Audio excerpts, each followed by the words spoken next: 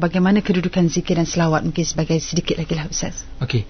Pertama, fokus kita sebenarnya yang kita nak cuba cerita hari ini bukan sekadar kita ingat berdasarkan hati, tapi kita nak ingat Tuhan sebelum datang kepada hati dengan mata kita. Okey. Sebagai contoh, kalau kita nak kaitkan dengan selawat tadi, macam mana kita nak selawat kepada Nabi dan kadang kita tidak membayangkan Nabi. Nak bayang pun datang pada hati, cuma kadang-kadang susah datang pada hati. Kita datang melalui mata dulu. Selalu tengok apa, mungkin ada orang dia letak makam Rasulullah, gambar makam yang ada kubah hijau tu. Dengan dia tengok kubah hijau, akhirnya dia sentiasa nak selawat kepada Nabi. Itu maksud saya. Kita cuba nak terap dalam tajuk kita pagi ni adalah kita nak zikir betul. Saya faham, saya tidak nafi zikir guna lidah, zikir guna hati. Tetapi bagaimana kita nak ada daya usaha untuk nak zikir itu dengan cara kita lihat dulu. Nak selawat kepada Nabi, kita lihat dulu. Contoh, hari ni orang ramai suka share dekat Facebook ataupun dekat Instagram. Dia share selawatlah pada hari Jumaat. Dan kita tengok gambar tu, kita pun terfikir untuk nak selawat. Berbanding kita tak tengok langsung. Tengok gambar lain, ingat tak selawat Nabi? Tak ingat. Kan? Dengan kita tengok benda-benda yang jahat-jahat, kita takkan ingat untuk zikir. Tapi dengan kita tengok gambar yang cantik, contoh hari ni kita ada fotografer yang hebat-hebat. Bagaimana dia ambil gambar bukan sekadar untuk mata pencarian, bukan sekadar untuk nak ambil duit, nak dapat gaji, nak dapat allowance, bukan itu sahaja, tetapi adalah menjadikan penyebab untuk dia ingat Allah. Maka saya nak pesan kepada kawan-kawan saya yang saya juga fotografer, saya selalu pesan kat kawan-kawan, kita ambil gambar, kita ada equipment yang mahal-mahal, harga ribu-ribu ni, make sure benda tu berbaloi untuk kita, bukan sekadar dari sudut harta saja, tapi dari sudut investment kita lepas mati nanti. Kan?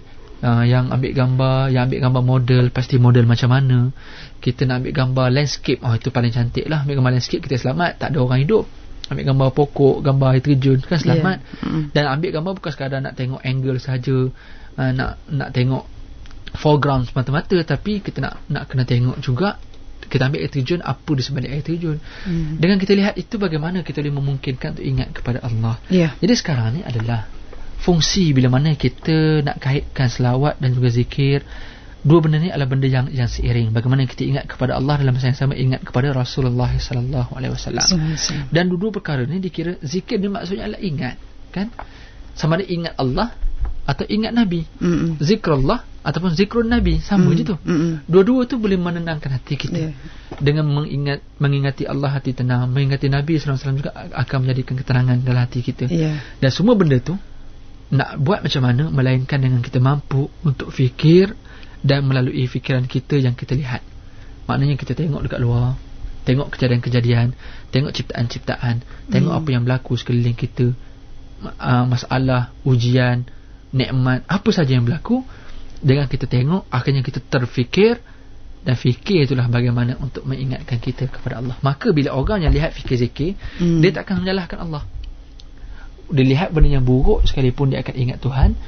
Ujian yang berbentuk musibah pun dia akan ingat Tuhan. Walaupun rumah dia terbakar, dia tengok rumah terbakar, tapi dimensi pemikiran dia dengan terbakar tu mengingatkan dia kepada Tuhan. Patutlah aku tak bayar zakat, contoh. Maksudnya tu dia reverse psychology dengan cara dia fikir yang bagaimana boleh mengingatkan kepada Tuhan.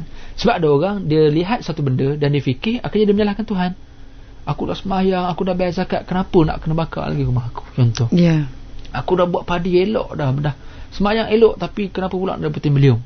Maka itu orang yang melihat dengan dimensi yang salah. Tapi orang yang melihat dengan mata hati, yang menggunakan nazar, bukan ra'ah semata-mata, dia akan cuba cari jalan bagaimana untuk dia lihat satu perkara itu dalam dimensi yang positif, yang mengingatkan dia kepada Allah ataupun kepada Rasulullah sallallahu alaihi wasallam. Jadi sekarang ni kita banyakkan zikir kepada Allah dan banyakkan selawat kepada Rasulullah sallallahu alaihi wasallam, yang semua hadis-hadis yang cerita tentang kelebihan-kelebihan itu sangat banyak. Tak sempat kita nak cerita pada pagi ni. Yang paling utama adalah kita buat dan kita usaha, walaupun tak banyak tetapi kita istiqamah.